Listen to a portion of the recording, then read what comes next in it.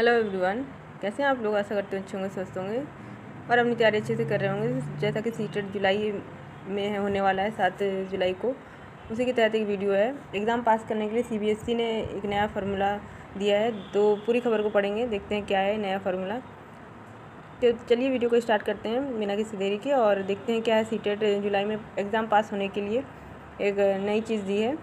Okay, तो CTET जो है परीक्षा, आपका सीटेट केंद्रीय शिक्षा पात्रता परीक्षा जुलाई सेशन की परीक्षा 7 जुलाई को होने जा रही है। और इस सीटेट परीक्षा में बहुत से अभ्यर्थी पहली बार सम्मिलित होने जा रहे हैं और बहुत से अभ्यर्थी ऐसे हैं जो फेल होने के बाद फिर से सीटेट एग्ज़ाम में बैठने जा रहे हैं।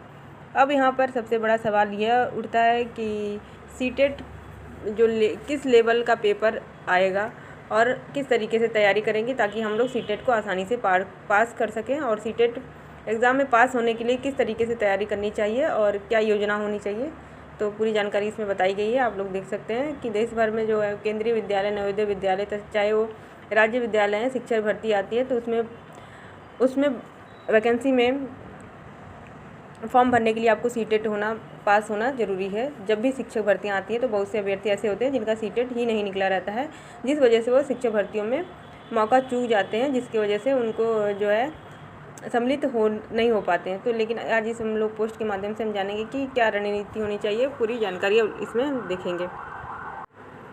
अगर आप भी सीबीएसई के द्वारा आयोजित होने वाली सीटेट की परीक्षा को पास करना चाह रहे हैं तो सबसे पहले आपको बता देते हैं कि सीटेट एग्ज़ाम में लाखों की संख्या में जो अभ्यर्थी हैं वो भाग लेते हैं। और इसमें सबसे अच्छी बात तो ये होती है इस एग्ज़ाम में कि नेगेटिव मार्क्स है वो नहीं होता है, जिसकी वजह से अभ्यर्थी पूरे प्रश्न करके आते हैं और इसके बावजूद भी अधिक मात्रा में सीटेट के एग्ज़ाम में असफल हो जाते हैं।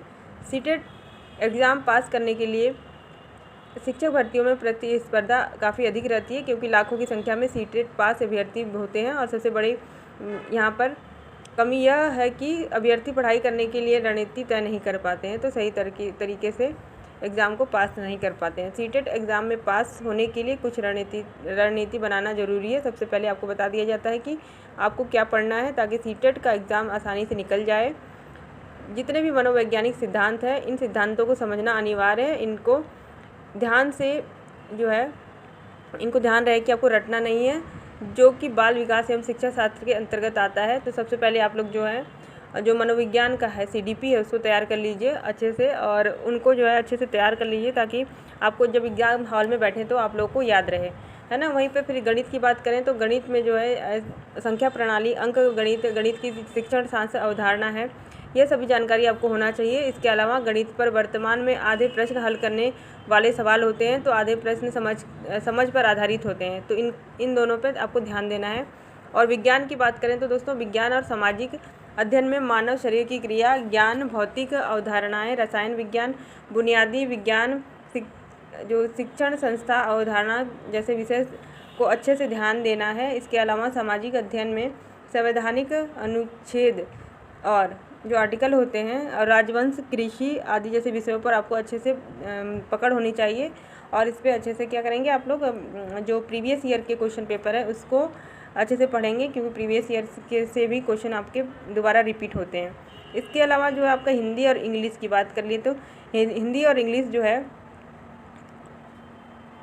उसमें आपका कविताएं आती हैं, शिक्षा शास्त्र की अवधारणा आती है, जैसे विषयों पर ध्यान देने की ज़रूरत है। हिंदी में कविताएं, बुनियादी शिक्षा अवधारणा और विषय पर आपको ध्यान देने की ज़रूरत है। आपको बता दिया जाता है कि अंग्रेजी और हिंदी में आधे प्रश्न पत्र पैराग्राफ से पूछे जाते हैं, तो पैराग्राफ का दोस्तों आप लोगों को अच्छे से आप लोग अभी से तैयारी स्टार्ट कर दीजिए कि अनसीन जो पैराग्राफ होते हैं उस पर क्वेश्चन बनाने आप लोग शुरू कर दीजिए, ठीक है ना। गद्यांश और पद्यांश पूछा जाता है, जिसमें कि आपको गद्यांश पढ़कर उन प्रश्नों को हल करना होता है, लेकिन आधे ऐसे प्रश्न होते हैं जो कि आपकी समझ पर आधारित होते हैं, तो जिससे आपको प्रैक्टिस करने की ज़रूरत होती है। अगर जितना प्रैक्टिस करेंगे उतना ही आप लोगों का दिमाग खुलेगा और आप लोग जो है परीक्षा में आप लोग अच्छा कर पाएंगे प्रदर्शन, है ना। तो आपको सीक्वेंस वाइज सारे जो सब्जेक्ट है, आपका सीडीपी है, मैथ है, ईवीएस है, विज्ञान है, जो साइंस है ना, साइंस है और सोशल साइंस है, तो अपने सब्जेक्ट के हिसाब से आप लोग पूरा फुल फोकस करिए, अच्छे से उस चीज़ को समझिए, रटिए नहीं। अगर आप रटना स्टार्ट कर देंगे तो रटने से आपका काम नहीं चलेगा दोस्तों, बाद में आप भूल जाएंगे उस चीज़ को जो आप रट रहे हैं, उस चीज़ को समझिए, इसके बाद आप लोग को इस दिमाग में बैठ जाएगी, है ना।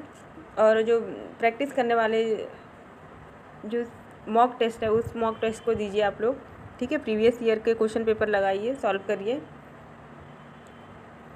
सीटेट जो परीक्षा है वो पहले प्रयास में इस तरह से पास कर सकते हैं। अगर आप सीटेट परीक्षा पहले ही प्रयास में पास करना चाह रहे हैं तो सबसे पहले आपको अपने पाठ्यक्रम परीक्षा पैटर्न के बारे में अच्छे से जानकारी होना चाहिए। इसके अलावा अवधारणा को समझ आपके अंदर होनी चाहिए। शब्दों का अर्थ आपको पता होना चाहिए, क्योंकि सीटेट में अधिकतर प्रश्न पत्र जो है समझ पर आधारित होते हैं और शब्दों के अर्थ को जानना जरूरी होता है। इसके अलावा सीटेट एग्ज़ाम पास करने के लिए मॉक टेस्ट और अभ्यास की ज़रूरत होती है। तो आप लोग पुराने पेपर के जितने भी सीटेट एग्ज़ाम हुए हैं उन सब के पेपर, प्रीवियस ईयर के पेपर कर लीजिए और प्रैक्टिस करिए आप लोग, क्योंकि आपका 1 महीना बाकी है। तो प्रैक्टिस आप लगातार करते रहिए, इससे आप लोग को आसानी से आप लोग फर्स्ट प्रयास में, जो बच्चे नए हैं और जो बच्चे पुराने हैं, बार बार सीटेट एग्ज़ाम देने के बाद भी पास नहीं हो पाते, उन बच्चों को कहना चाहूँगी। तो आप लोग जो है प्रीवियस ईयर के अब जो पेपर का पैटर्न है दोस्तों वो बदल चुका है, क्योंकि जो पेपर का पैटर्न है वो आपका अब जो है लेंथी पेपर आ रहा है। अब पहले जैसे टिक मार वाला उतना नहीं आ रहा है, जैसे कि पहले टिक मार आता था 1 वर्ड का। अब जो है उसमें भी बहुत सारे जो है ऑप्शन दे दिए जाते हैं, जिससे कि बच्चा कंफ्यूज रहता है। तो आप लोगों को जो भी चीज़ें हैं वो 1 लाइनर ना पढ़ के आपको लेंथी, मतलब पूरा अच्छे से डिटेल में पढ़नी होगी। इस वजह तभी जाके आपका सीटेट जो है क्लियर हो पाएगा दोस्तों, है ना। और डेली आपको 4 से 5 घंटे आपको देने ही होगा, क्योंकि आपका 1 महीने के अंदर ये, आपका 1 मंथ के अंदर ये एग्ज़ाम होने वाला है। तो आप लोगों को जो है डेली प्रैक्टिस करना होगा, ठीक है। और प्रीवियस ईयर के जो क्वेश्चन पेपर है उसको आप लोग लगाते रहिए डेली। 1 से 2 प्रीवियस ईयर के आप पहले एक स्थान चूज़ कर लें, वहाँ पे आप जैसे एग्ज़ाम होता है उस तरीके से बैठ के प्रीवियस ईयर के क्वेश्चन पेपर लगाइए। एग्ज़ाम की टाइमिंग की बात करें तो पेपर सेकंड जो है दोस्तों 9:30 बजे से लेकर 12 बजे तक होता है। तो आप लोग क्या करेंगे कि 9:30 बजे से 12 बजे का टाइम बनाइए और उस टाइम पे जो है प्रीवियस ईयर का जो है पेपर है उसको सॉल्व करिए, है ना। डेली एक सॉल्व करिए, एक सुबह एक शाम, दो पेपर लगभग आप लोग सॉल्व करिए, ठीक है। तो इससे आपकी प्रैक्टिस अच्छी हो जाएगी। वहीं पे दूसरा जो पेपर है आपका 2 बजे से 4:30 बजे तक, तो इस टाइम पे भी आप लोग जो है पेपर सॉल्व करने की आदत डालिए। इससे क्या होगा, आपकी प्रैक्टिस बनी रहेगी और आपका माइंड सेट तैयार रहेगा कि 7 जुलाई को जो पेपर है इस टाइम तक आप लोग को बैठना है ना। 2.5 घंटे आपके लगभग, तो 2.5 घंटे आप लोग को पेपर देना है। इससे आप लोगों की अच्छी प्रैक्टिस भी हो जाएगी और टाइमिंग का भी इशू नहीं रहेगा। कि बहुत सारे बच्चे टाइमिंग का इशू बताते हैं कि टाइम नहीं मिल पाया क्वेश्चन पेपर पढ़ने में, या उनका पेपर छूट जाता है। जो नए बच्चे हैं उनके लिए मैं कह रही हूँ, क्योंकि बहुत सारे बच्चे जो है उनका पेपर भी छूट जाता है। तो इसलिए आप लोग अभी से ये फॉलो करिए टाइम टेबल। 9:30 से 12 बजे तक आप लोग पेपर करिए, फिर जो 2 बजे से 4:30 बजे तक पेपर करिए, ठीक है ना। प्रीवियस ईयर के आप लोग पेपर मॉक टेस्ट लगा सकते हैं, ठीक है। तो वीडियो को यहीं पे एंड करते हैं दोस्तों, और जो भी क्वेरी होगी आप लोग ज़रूर पूछिएगा, ओके। और कुछ भी पूछना होगा आपको प्रीवियस ईयर से रिलेटेड पेपर या फिर सीटेट से संबंधित कोई भी जानकारी लेनी है तो आप लोग मुझे पूछ सकते हैं, ओके। चलिए, good bye, all the best, और तैयारी अच्छे से ज़ोरदार ढंग से करते रहिए आप लोग, ओके।